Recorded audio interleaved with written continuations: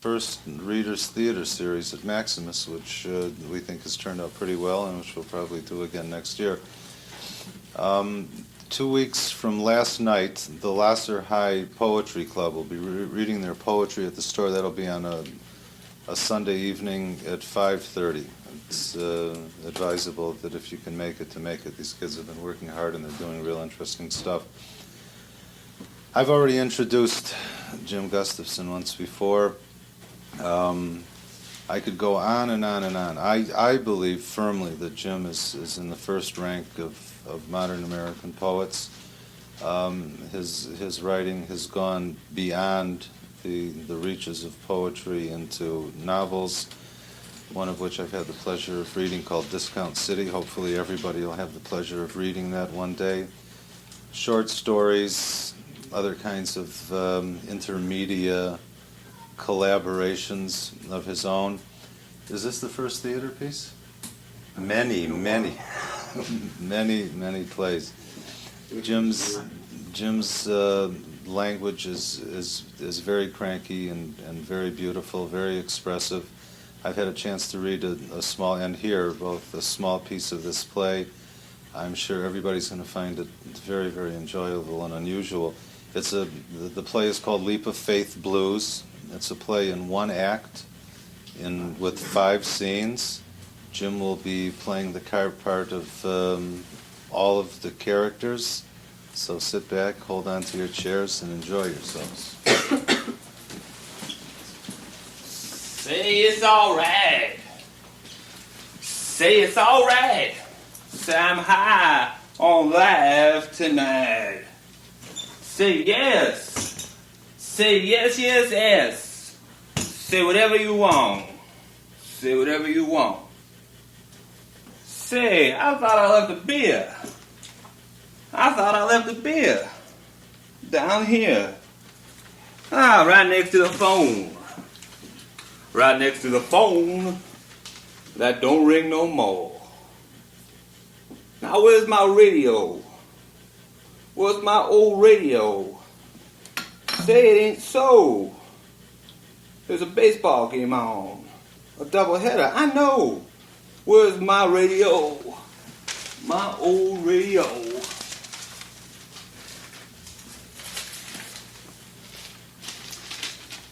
Well, on the 7th hour of the 7th day, I saw the 7th seal.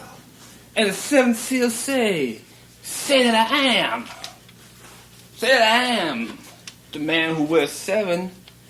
And I am the son of Mickey Mantle Man. The son of Mickey Mantle Man. Son of Mickey Mantle Man.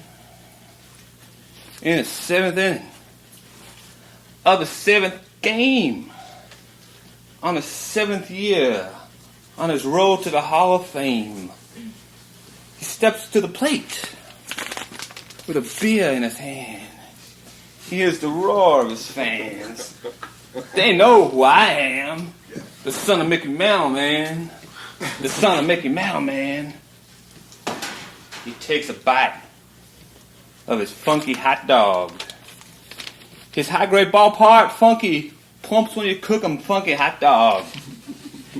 Tastes just like Spam. Don't it know who I am? Son of Mickey Mantle Man. Yeah. Not the son of Sam. Not the son of Ham. Not the son of Spam. Son of Mickey Mantle Man. It's a beautiful day.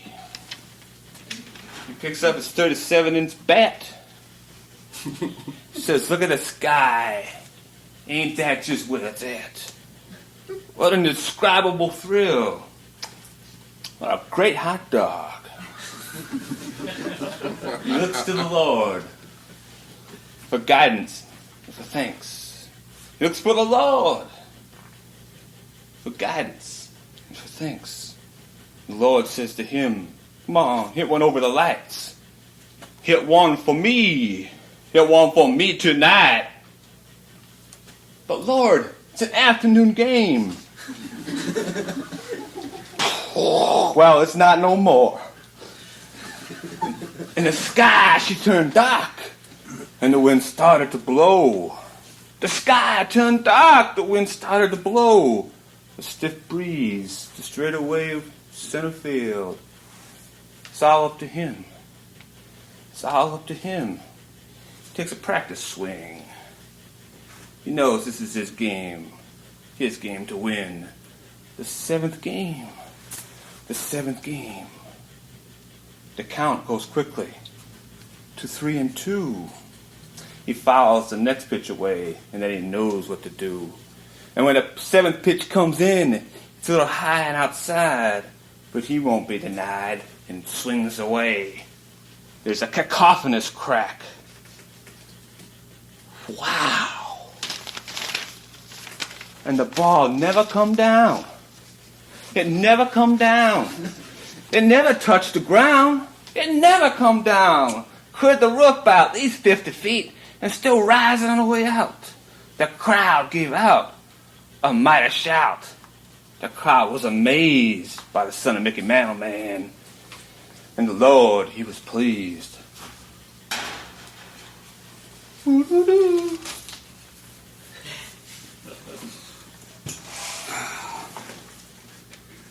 It was sometime about the 6th inning in the game of life that he became host to all manner of friendly demons.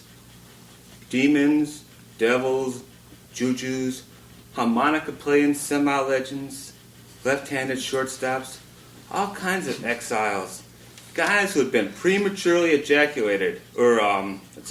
from the big game for arguing with the judgment calls.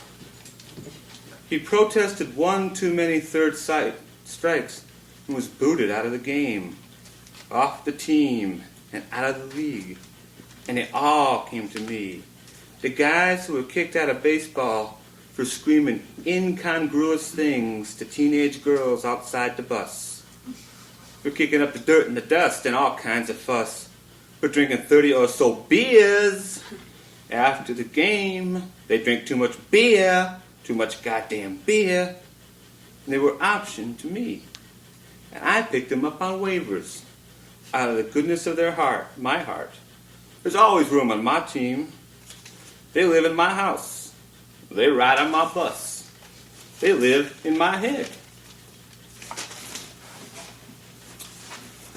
Well, of course, this is by no means the first time a winning team has been produced with the cast-offs and jerk-offs of other organizations. I'm saying the Oakland Raiders, for example, they built a long tradition of picking up functional psychotics for old draft round picks and sharpening their teeth and just turning them loose. A guy like John Matuszak could never play for anyone but a renegade genius like Al Davis. A man who allows his players to be themselves and discipline themselves and treats them like men, not babies. Anyway, I always wanted to own my own team. A professional sports team. My very own team. Then I wouldn't have to be alone. I wouldn't have to look for my fear, which was next to the phone, which don't ring no more. Which don't ring no more. You want to be on my team? Baby, you can play for me. You can be on my team, little mama. Come play for me. I'll give you a lifetime no-cut contract, but you got to play for free. I'll give you a lifetime no-cut guaranteed full of and contract, but you got to play for free. Ooh. Oh. Like anyway, so like I'm a 30-year-old former starting pitcher, like an all-star, and I'm now confined to the bullpen because I'm trying to make a comeback after the drug abuse program. So I'm sitting out there day after day, but I'm mentally and I'm physically prepared to the max. But the bullpen phone, it's never for me. The phone don't ring no more. It don't ring no more. But I don't care. 'Cause I'm a fucking rock and roll star. A fucking retired rock and roll star who owns this fucking team. I just like to pretend I'm a washed up player. Ha ha, wow. We don't win many games, but we got the happiest fucking locker room in sports. My boys are encouraged to pack their noses with Instant On between innings. They're so drunk by game time they can't find their spikes. The manager of my team is so high on Freak Flake that I feed him instead of pizza snacks. He does crazy shit like send 24 players out in the outfield and thinks no one will notice.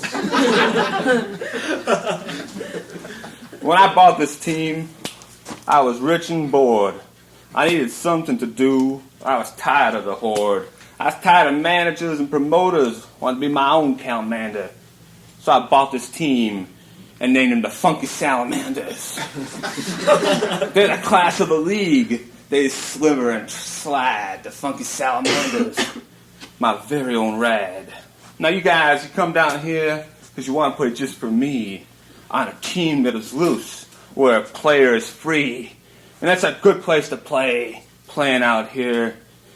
And if you're really on my team, you'll help me find my beer. Which was next to the phone. That don't ring no more. Now I remember why the phone don't ring no more. It's been in the freezer. I remember putting it there, but I don't exactly remember taking it out. I do remember putting it in. That's something, isn't it? We were breaking up, and she kept calling me. Yeah, she'd already moved out and left a lot of her stuff. She'd call and say, I'm coming to get some of my stuff. And then she'd call back and say, I'm not coming to get my stuff. Then in 5 minutes, she'd call and say, I'm coming to get my stuff tomorrow. I'll call you when I'm going to come and get my stuff. Probably tomorrow. That was making me crazy. Then she called and said, I'm coming to get my diaphragm. Oh, I thought, you're coming to get your diaphragm. She left her diaphragm because she liked to come over once in a while and fuck for 45 seconds or so while she gathered up her stuff. Now she's coming over to get her diaphragm. I remember it well. I remember it real well because I was on mushrooms. It was great. This guy gave me these mushrooms, these great mushrooms, and I said, great, I'll give half to my girlfriend and we'll get high. And that guy says, no, take them by yourself. You'll have more fun. I said, great. And I stashed them somewhere, like in a spice jar or something. Like I put the mushrooms in with the fennel and forgot all about them for 2 weeks. Right when we were breaking up, I forgot all about them. Then I found them and took them and got high. I got real high. I got very, really, extremely real high. I was going to call her up and say, come over and take mushrooms with me. This guy who I never saw before or saw since comes to me like Alec Guinness to Luke Skywalker and says, in this real serious, profound voice, take them alone. You'll have more fun. Right. So I call her and I say, I'm taking them by myself so I can have more fun. And she's pissed. I can't tell if she's pissed because I'm high at all, which she doesn't approve of, or because I'm high, like real high, and she's at work, which she hates. So I kept laughing and saying, take them by yourself, you'll have more fun. Take them by yourself, you'll have more fun. Until she's livid. And I hang up. And she calls back. And she's coming to get some stuff. And I say, not when I'm high. You're not coming to get your stuff when I'm high. Oh, yes, I am. Oh, no, you're not. Oh, yes, I am. Oh, no, you're not. Oh, yes, I am. Oh, no, you're not. This goes on for an hour and about 24 phone calls. I take the phone off the hook. But it makes that torturous beeping sound. So I pull the plug. Then it looks so sad. It's cut off from the source like that guy floating away from 2001. I can't take it, the phone's just sitting there. I plug it back in and it rings. And it's her. And she's coming to get her stuff in an hour. Oh, no, you're not. Oh, yes, I am. I don't feel so high anymore. I take the rest of the mushrooms and I look at the phone. It's starting to melt. Great. So I take it and put it in a freezer in a bowl full of water with her diaphragm, which she thinks she's coming to get. Only it's gonna be frozen in the freezer with the phone. That don't ring no more. That don't ring no more.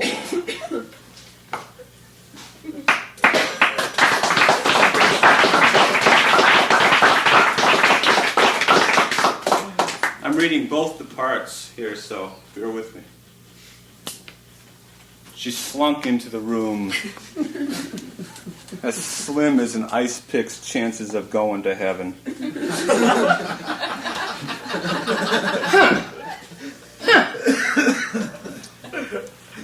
She had that extremely dangerous, I really want to help you look.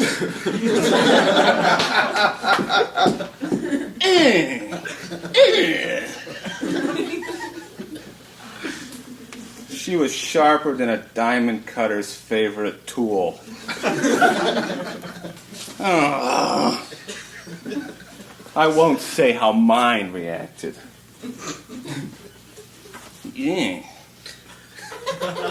She had a kind of hip, intensive, who's in charge here anyway, strong. Gorkle humph. It was a purposeful walk, like she was used to lugging around briefcases full of $100 bills. But not very far. Just from maybe the phone booth to the waiting Lincoln. Yob, chunt. She just came in and stood there, not saying a word. Gleek. Grunt. High drama filled the air like burnt coffee or the terrible stink of a soft-boiled egg when you have a ouzo hangover. She said, Roth, scoff, criggle. I almost wanted to ask what she wanted, but I knew I didn't want to know. She said, curdle, stupid, perdition, slunk. I looked at her. I knew I'd seen her somewhere before. She was the sort of woman you wouldn't easily forget. Like the only beauty sweating in the last row of a television exercise show. She was gorgeous, but not exactly forthcoming, cold and distant. So I said to her, all right, Glacier Girl, what news do you bring? I said, all right, Glacier Girl, what news you bring? I know there's an ice age coming, so go put some panties on that thing. I say, I know there's an ice age coming, go put some panties on that thing. I couldn't tell if he could tell if I was there. He acted like he was brain dead. I'd seen him before in a whole range of bad ways. I'd never seen him like that, though. Even when he was maddest at me, he'd at least acknowledge me when I walked into the room. Not this time. The place was a complete wreck. I'd bought some fairly nice drapes and some real decent carpets when we got together, and it killed me to see what was happening to him. There were beer bottles everywhere, but he wasn't even drunk. I know he talks when he's drunk. There was kind of a low-grade despair in the air, like the vapors of a guy who just didn't care. Now, I'm no one's fair hair au pair from Montclair, but something there says to beware. I want to get my number, get out of there. Because he was a man having a breakdown. I expected to see pieces all over the floor. Maybe even a little pool of oil that had leaked from his cracked core. Oh, he was a man having a breakdown. His eyes were glazed like my mama's Easter ham. He looked at me like I wasn't there. And then to say I don't know who I am. Something inside me said maybe I just should scram. Well, easy come, easy go. She never did have star potential. You can probably tell by the way she tiptoed through that song. Like she got down on it too hard, it would get too real and get a bit dirty, and then it would get on her. Ha ha. Well, maybe that's something. Here's her singing off stage. There's some contortions in your emotions. Something's wrong with the way you're getting it on. There are kinks in your condition. Something weird to your responses. Something's supposed to be there that's gone. There's enough death to make a mortician cringe. A little dirge in every song. Not like that. Do it with guts. Sing it like a striptease. There's some contortions to your emotions. Something wrong with the way you're getting it on. Get out of here. Go on, get your ass out of here. So let me tell you something, sister. You ain't gonna work in this burg no more. You almost have something to give, but you act like you're saving it. Like it's too good to waste on bums like us. Well, honey, hush, there's a songbird in every bus garage. And I only want thrushes with feelings, not clay heart pigeons like you. I'd rather throw my drugs out the window than sleep with you again. I need your type like lepers need monks. Like monks need mopeds. You can't even sing. Or fuck. Well, she sort of liked to fuck. She just wasn't very good at it. It just didn't come natural to her. She liked to get it done, and then just lay there and let her fingernails dry. Wait till the little alarm went off. Bing bong, bing bong. It sounded like a Cadillac reminding you left the keys in the ignition. Bing bong, bing bong. The only way I could get her to move at all was to hold my hand over her mouth and squeeze her nose closed. After about 30 seconds of that, she'd get real frisky, but it only worked once a night. But she was a really good woman, all things considered. A faithless slut. A bottom-line bimbo. Cold as the cunt on an ice swan. But all in all, she was a pretty good woman.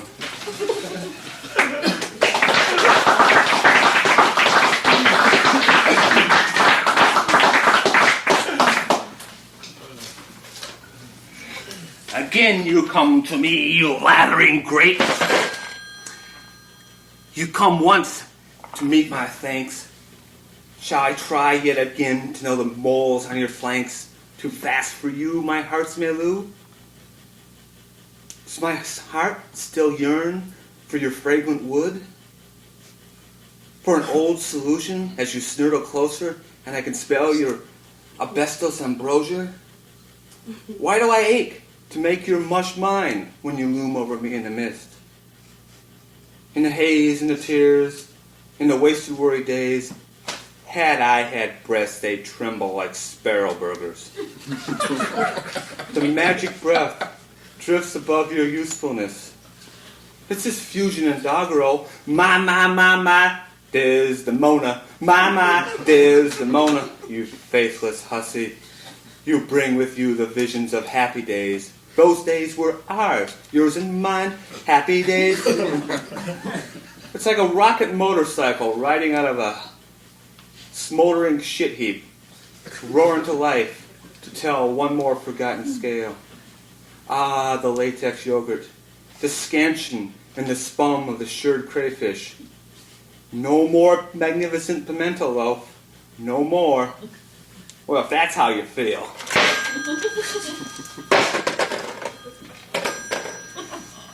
Eventually, I had to take my phone out of the freezer.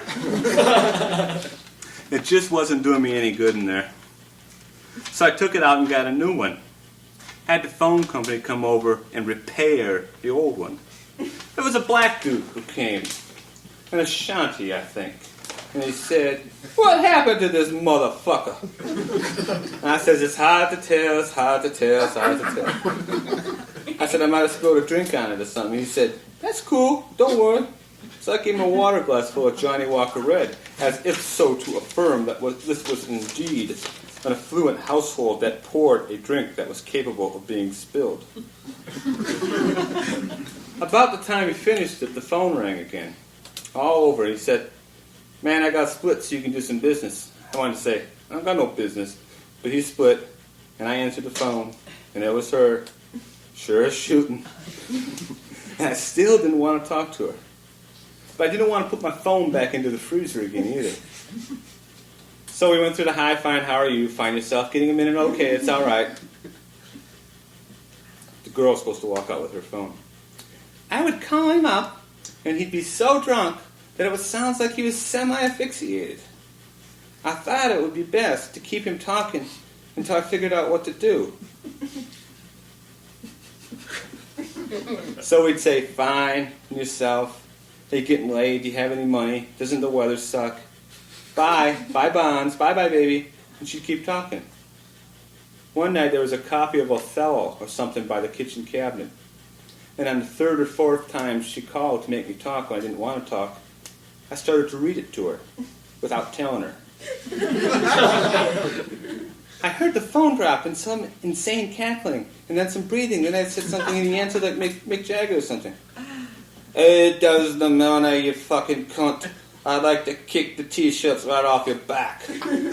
It drove her batshit. It worked so well that every time she called for the next few days, I'd almost giggle when the phone rang. If I was watching television, I'd grab her book and read whatever I opened to in whatever voice of whatever was happening on the television. Like Mr. Rogers reading the Koran. "Well, boys and girls, Mr. Moses said, 'Shall I folly wally you and let him teach me?' You know how to be taught, don't you?" When she'd go, "What?" I'd read all the words off the right-hand column in Howard Cosell's voice.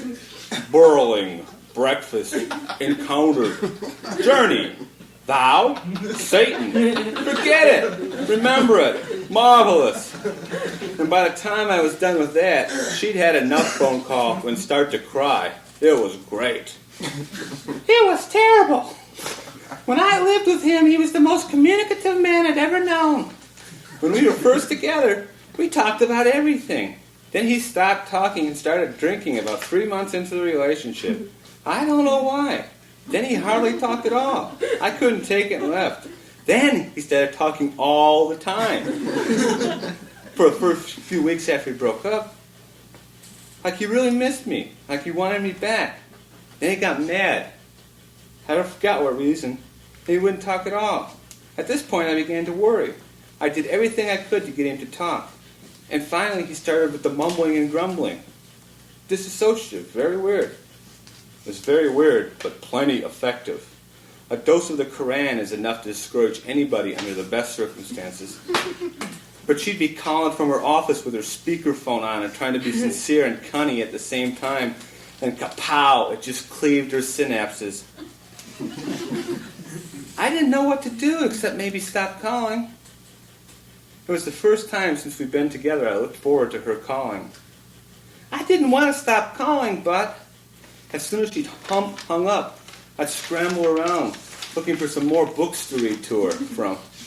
I had about 6 months' worth stacked up on the ironing boards with the pages marked and everything all ready to go. So I stopped calling, but then she stopped calling. That put an end to that problem, put an end to my fun. But not to worry, but not to the idea that the man I once loved, that the woman I once almost loved, was falling apart 8 miles away, was a complete idiot, that there wasn't a thing, and that there wasn't a thing that I could do about it.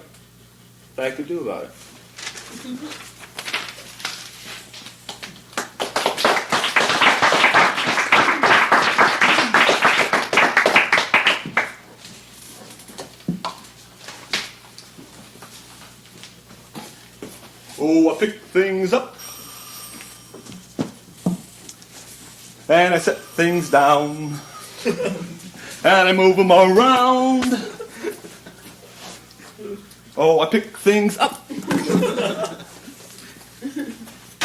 And I set things down. And I move them around. Now that which was once over here is over there. And that was once over there is over here. I wouldn't mind a beer. In fact, I'd kill for a beer. I'd kill for a beer. I'd throttle a nun. I'd blow up a plane. I'd bomb a grade school. Just for one beer. One frosty, cold, delicious beer. I wish I had one right here. I wish I had one right now. I'd trade this tree for a beer. I'd walk like a queer. Bring closer your ear. I want you to hear that I want a beer.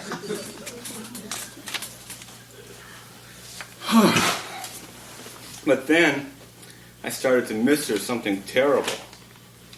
I had never been lonely before in my life. I was kind of used to having her around, bitching and moaning and struggling, doing her fingernails, looking at herself in the mirror.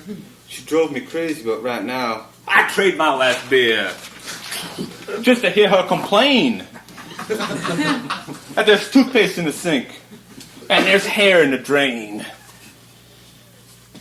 I'd trade a whole six-pack just to hear her complain.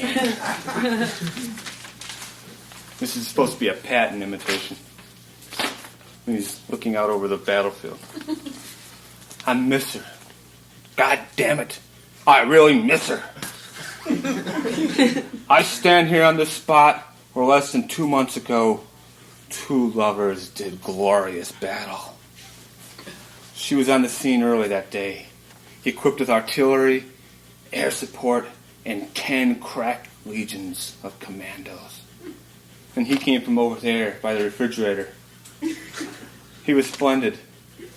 The battle started when she moved his favorite can of beer. She lunged for it, grabbed it, ran to the sink, poured it out. He countered, went out to the garage where he kept a spare case just in case this sort of thing would happen. Unfazed by that bold move, she screamed like a lesbian banshee and let full verbal attack. You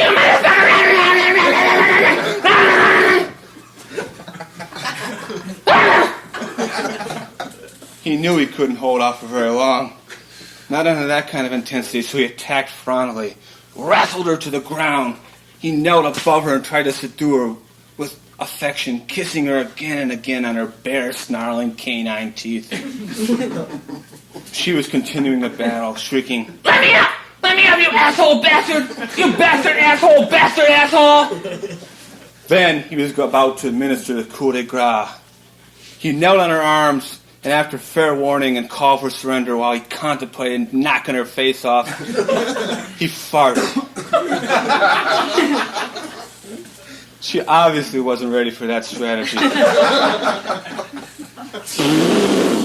The vile attack took hold immediately. She was vanquished. She would fight no more that day. But she would be back better than ever. I love it, God damn me. Strike me down as I stand here, but I love it. I love her. I love it. So, I came back from the war a hero, but still basically a poor man. There were only two real fields I could go into, politics and entertainment. And I was still a little too young to run for president, so I became a singer. Not much of one, really, but decent enough to do small rooms. Hotels mostly, pretty standard stuff at first. Classics. The blue-haired old ladies loved me. Little old ladies who come up and kiss me and go for tongue. It was great. I did a medley called Around the World in a Song.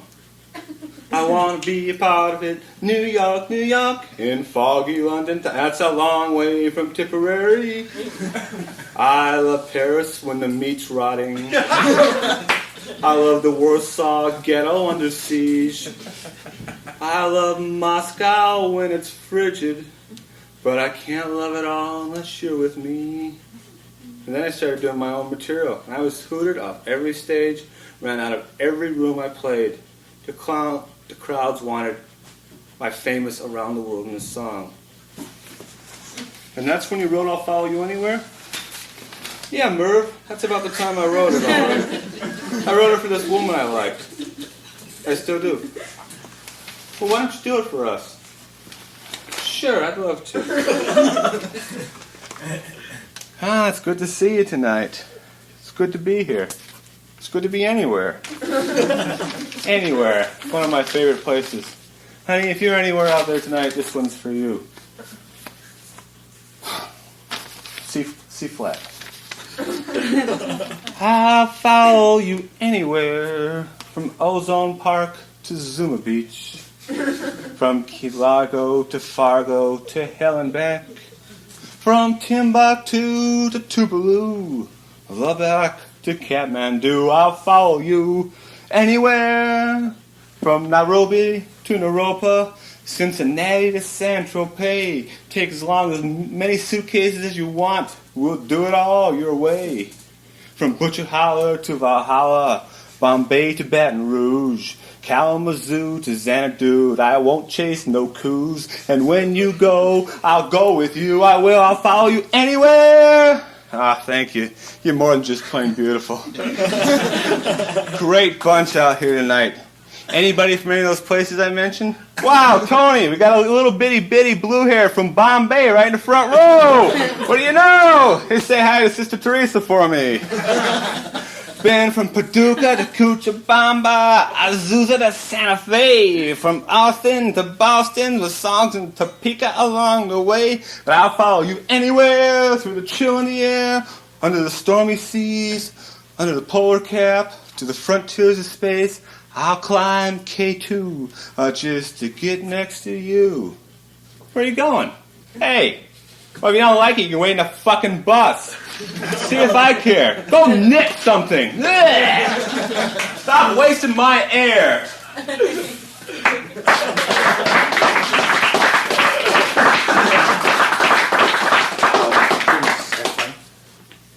We're talking gumption and presumption, disintegration with panache. The astringent, the apostolic, the bucolic, the turgid, the fetid, the dreaded, wedded. Talking cuckoo-ca-choo. Talking tied to the whipping post. Tied to the whipping post. Like making love to her while she was handcuffed to that engine block.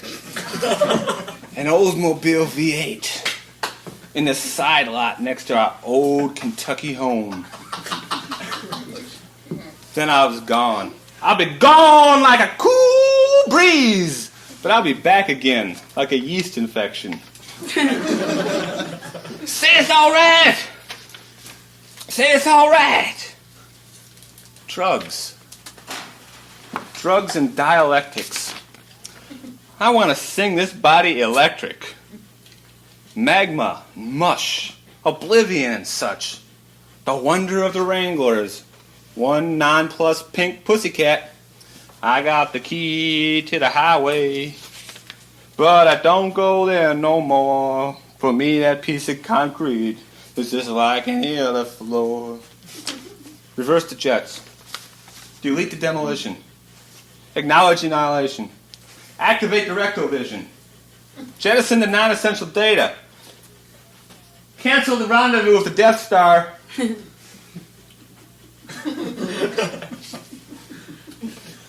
I watch as the beast licks itself, the better to know itself and what surrounds it. Andre Breton. Why does a dog lick its balls? You would too if you could. Estimate time of vaporization.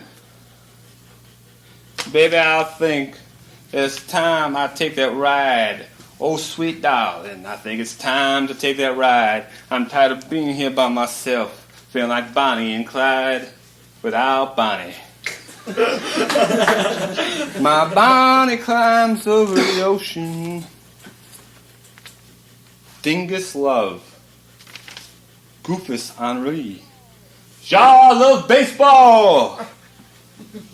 I'm the seventh son, born during the seventh game. Not guilty, Your Majesty. No, Nat! Don't bury me in the sand and stick your musketeer pussy in my face. I won't.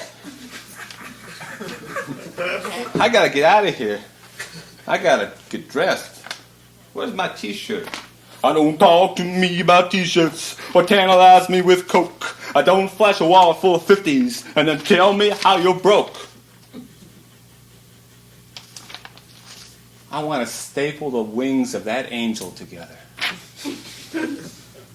I want to eat some scissors. I want to tie myself up with videotape and get raped by nuns wearing rhinestone strap-ons. But I can't find my pants. These here ain't my pants. These are someone else's. These ain't my pants. My pants were blue. These must be your other man's pants. What was he doing here with you? There's a pistol in my pants. I'll put some holes into you. Yes. I could shoot her. Ha! I could just shoot her. No, I love her. I don't want to shoot her. No woman, no shoot. No woman, don't shoot. Don't shoot. Feel lucky, punk? Yeah, I feel motherfucking lucky here, you big-ass, ugly scum sucker, because my motherfucking brother's behind your pig motherfucking ass with a 12 motherfucking gauge shotgun. Now let's get out of here. We just killed Dirty Harry. But where are my shoes? Here they are. I think I'll sing a little song about my shoes. These ain't going down the road shoes. These ain't heavy low shoes. These ain't remote control shoes. They sure ain't blue-eyed soul shoes. These are staying close to home shoes to be worn when you got the staying close to home blues. Hey, I'm dressed. Look, Mommy. I'm dressed. All by myself. I ain't a good boy. No. Don't push me into the laundry basket, Mommy. Not into the hamper. Bad, stinky things live in there. I'm sorry I put your diamonds in the cookies. I'm sorry I brought home the wild-eyed pigs, but the crow told me to. Honest. Not the guillotine. They say they're going to execute me at home plate on opening day. Oh, no. But there's a struggle for extradition. Oh, yes. Sam Shepard wants to administer the lethal injection himself. Well, it's a good day for a hanging. Soft breezes of spring in the air.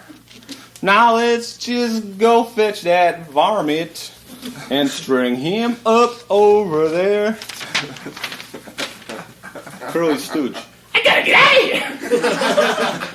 I'm gonna carry Tank in the calaboose. Oh, there's a dude with a noose. Oh, no! It's a beautiful day for a hanging. A fine time to stretch someone's neck. Yikes!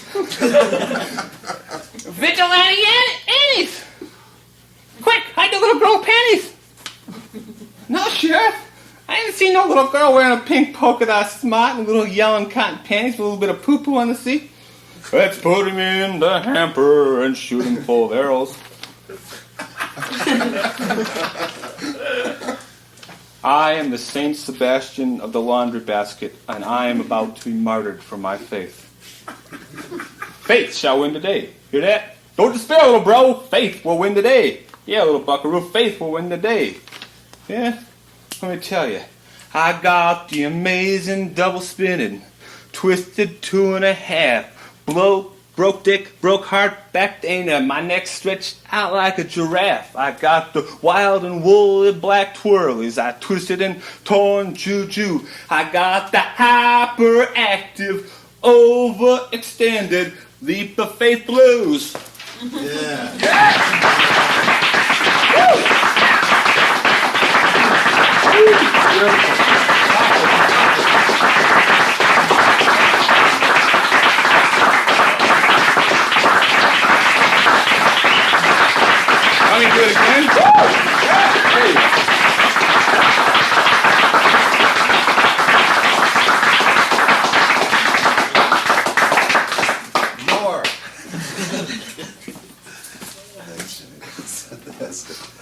Thank you all. Everybody will remember how you spent the evening of Shakespeare's 320th birthday. 420th Exactly. in high style.